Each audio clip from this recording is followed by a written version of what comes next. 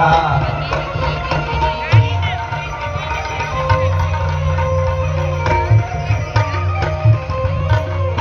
અને આમાં આવું સરસ મજાનું કાર્ય માતૃભૂમિ સેવા ટ્રસ્ટે કર્યું છે. એમાં જે દાતાર હોય ને, દાતાર એની વાતો જગતના ચોક મારીએ. હમણાં ગરમી બહુ પડે છે, આ તો સારું હવે તો પવન આવ્યો છે, મે આવશે તો મંડપની રાહ જોવે છે. એમ કે મંડપ ઊભો થઈ જાય પછી આપણે ખાબકીએ.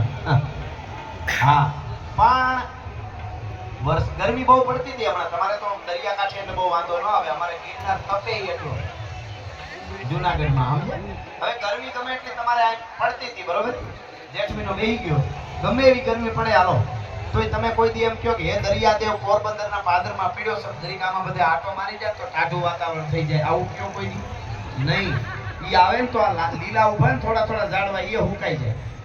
એમ દરિયા જેટલી સંપત્તિ હોય અને દાતારી તત્વ ન હોય, કોકને નુકસાન કરતો હોય તો દુનિયા કહી દે સેટો રે, આ બાજુ ન આવતો, તારી હદ ન છાંટતો ને ભૂંડો લાગી.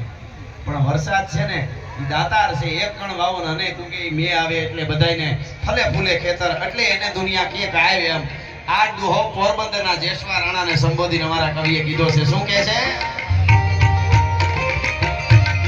પણ છે દાતાર સ્વભાવ,